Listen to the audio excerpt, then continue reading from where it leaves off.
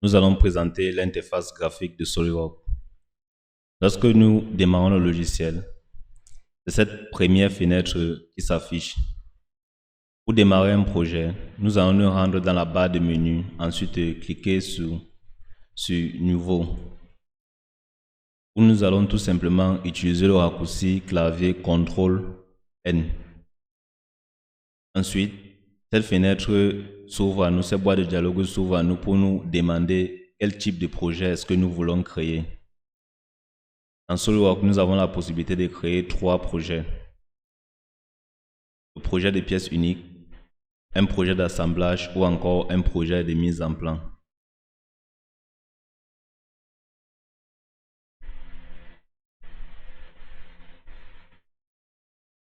Lorsque nous cliquons sur un projet de pièces uniques, c'est cette fenêtre graphique qui s'ouvre à nous.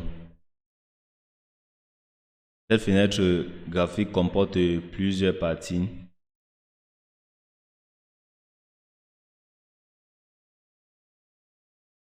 Cette fenêtre comporte plusieurs parties. Nous allons notamment voir ici le gestionnaire de commandes qui est constitué de plusieurs onglets. L'onglet esquisse, l'onglet tolérine et bien d'autres onglets. Nous allons avoir le Property Manager ou encore l'arbre de création qui nous permettra de voir les étapes de notre travail dans l'évolution. Chaque fonction que nous allons créer va se répertorier à ce niveau. Ensuite, nous avons là l'espace de travail. Tout cet espace est appelé l'espace de travail. Et à cet endroit, nous avons le gestionnaire des ressources. Nous allons trouver dans le gestionnaire des ressources des tutoriels qui vont nous permettre la prise en main du logiciel SolidWorks. Nous allons avoir accès à la plateforme SolidWorks grâce au gestionnaire des ressources.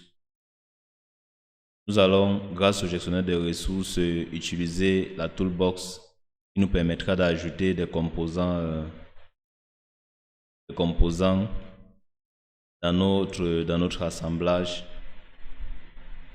Et ici, nous avons une barre, un espace de recherche ou une barre pour effectuer nos recherches, la recherche de fonctions, la recherche de commandes et ainsi de suite.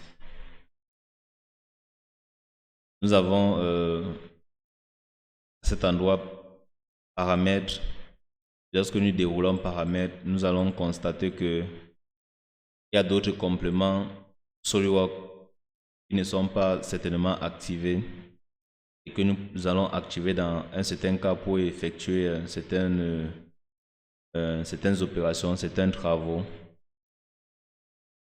Ça, ce sont des compléments. Nous pouvons aussi, au niveau des paramètres, ajuster la taille d'affichage. Nous avons la taille par défaut qui est petite. Nous pouvons ajouter à la taille moyenne. Si vous avez des problèmes de vision, par exemple, problèmes de vue, vous pouvez donc ajuster ou diminuer la taille de la police, la taille d'affichage. À cet endroit, nous avons les outils de visualisation et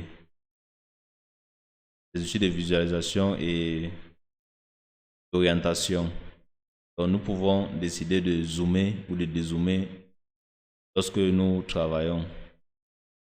Nous pouvons décider de zoomer au mieux une partie de notre travail ou de notre pièce.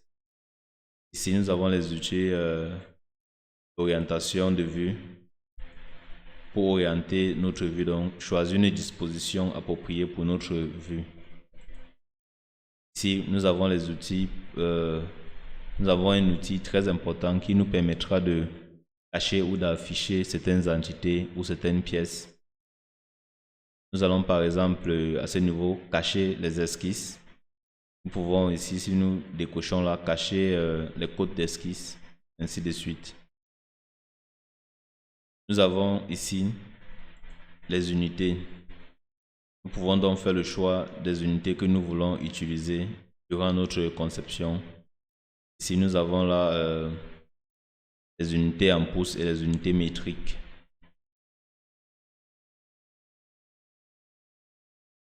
Dans le gestionnaire des ressources, comme nous l'avons dit, nous aurons donc la possibilité de découvrir les ressources SolidWorks telles que les tutoriels, les formations en ligne, de se connecter au portail SolidWorks et aussi de rejoindre certains forums.